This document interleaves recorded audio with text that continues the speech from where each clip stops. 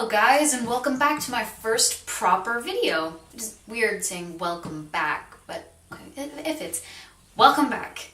So, if you haven't already been the sneaky people that you are and read the title of the very video you're watching, you'll know that this is going to be my guilt list. Now, clarification for what constitutes a guilt list is probably needed in this circumstance. So what I see as my guilt list in terms of reading books is actually not necessarily my big to-be-read list, because that would be like a bookcase full of about 100 books that I own and have not read. But that's another list or shelf or bookcase for another time. What I consider my guilt list is actually the books that are on my currently reading shelf, but have not been currently read in for a very long time.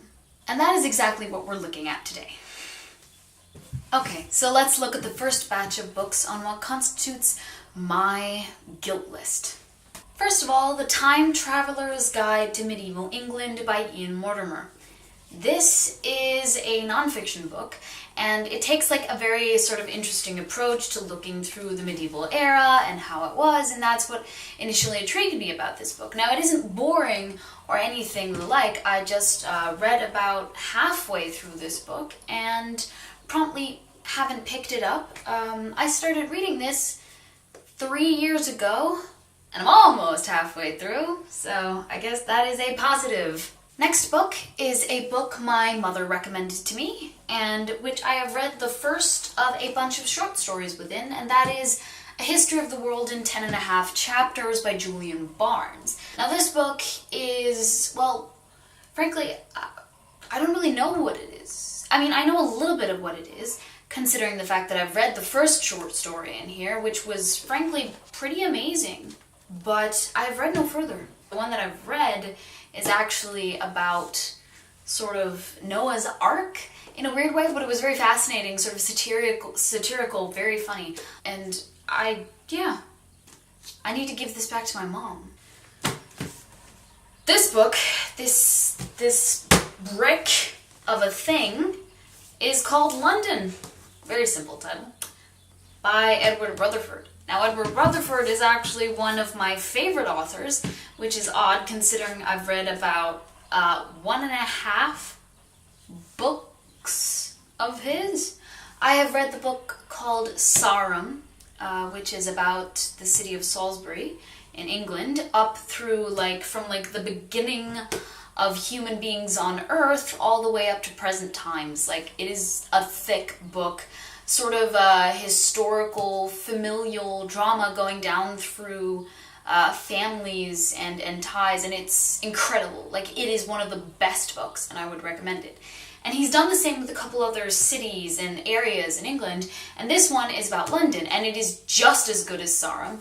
I read this, started reading it while I was in New Zealand, and borrowed it from the library down there, and read about halfway through it, and promptly stopped because I had to give it back to the library and never had the time or effort to pick it up again and finish it. But luckily my parents have a copy here at home, so hopefully at some point I will finish this. But you see, the task is daunting. I was about to say the task is taunting, which would have been weird.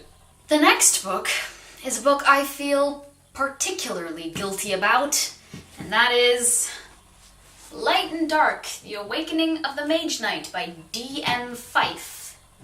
Now, people who have seen my videos before will have seen this book before, because I got it in relation to me having this YouTube channel.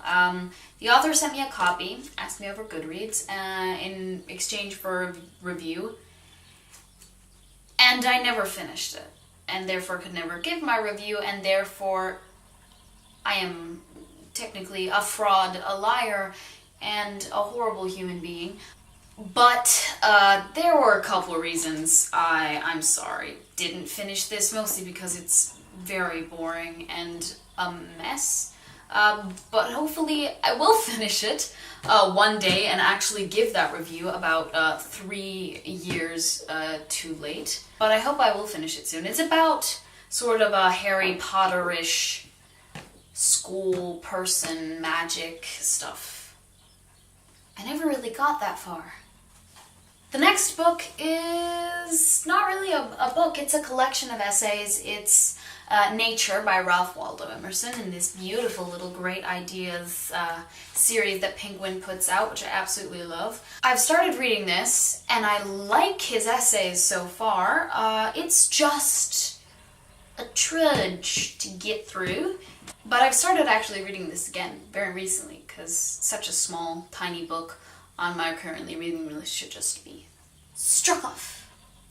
The next book is a book that was bought for a reason that I would normally never ever almost buy a book for.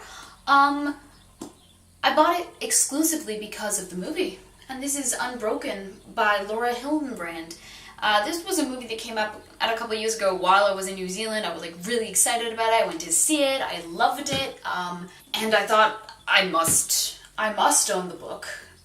This is also why I have a book with a cover from the movie, because I love the movie so much. Otherwise, this movie covers never would have happened. And I started it, and because it is a historical biography, I still got a ways to go.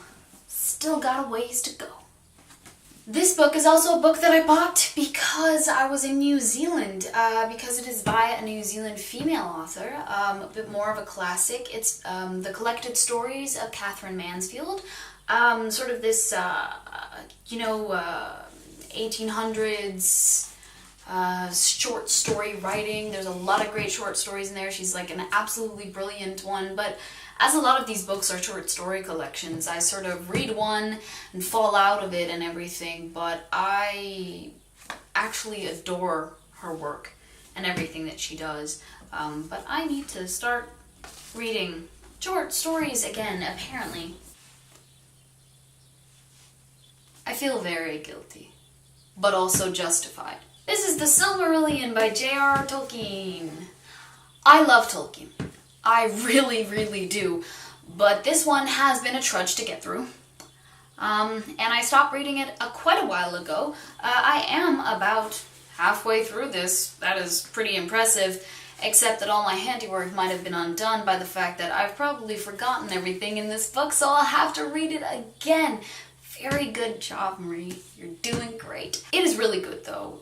Any expansion upon the Lord of the Rings universe is anything that I will forever praise and love, and I am working my way slowly through the works of Tolkien, and I'm doing this also, as I've mentioned actually before, by the help of podcasts. Look up the Tolkien Professor on iTunes, like something to take it chapter by chapter, and that's helped a lot, but it's still a slow process because it is heavy stories. But I will plan a Tolkien kick again, because I have too many books on my shelves that are Tolkien, but haven't been read. John Steinbeck's masterpiece is also a one that I have started and never finished. Bought ages ago. I love Steinbeck, and I've read quite a few of his shorter works that I can,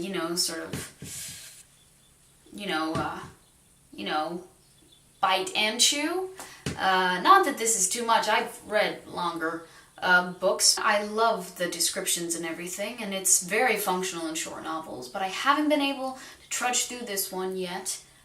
But it's still there, and I refuse to take that bookmark out because I've started 5 times, and now I'm keeping it there. And last but not least, a book I am currently just dreading that I want to finish. This is Angels and Demons by Dan Brown.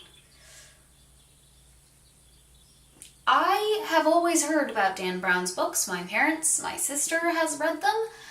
They're all up in arms about the movies, but I realized very quickly that this is very cliched writing, and the only reason I am reading this is for the intricacies and mysteries of the plot, and not at all for the writing, because wow, this is dime store fiction. That may sound harsh, but yeah, it's pretty crappy writing.